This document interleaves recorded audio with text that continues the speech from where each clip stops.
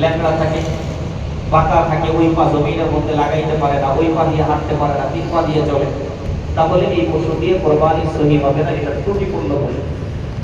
এমনি ভাবে পশুর জন্মগত ভাবে কান নাই, জন্মগত ভাবে একটা চোখ নাই, জন্মগত ভাবে ল্যাজ নাই, তাহলে ওই পশুর কোরবানি সহি হবে না। হ্যাঁ, সবকিছুই আছে, শিং নাই, জন্মগত ভাবে শিং নাই, অথবা শিং ছিল ভেঙে গেছে কোনো কারণে, একেবারে মস্তিষ্ক ক্ষতিগ্রস্ত হয় নাই, শিং ছিল ভেঙে গেছে, এটা দিয়ে কোরবানি সহি হবে।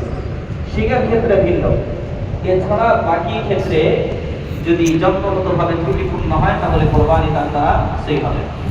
এমনি ভাবে যদি এক তৃতীয়াংশ চলে যায়, কথার কথা লেজের এক তৃতীয়াংশ কাটা, এক তৃতীয়াংশ বা এর থেকে বেশি কাটা, এরপরে চোখের এক তৃতীয়াংশ বা এর থেকে বেশি চলে গেছে, একটা চোখ কাটা, এই সকল পশু দিয়ে কোরবানি সহি হবে না।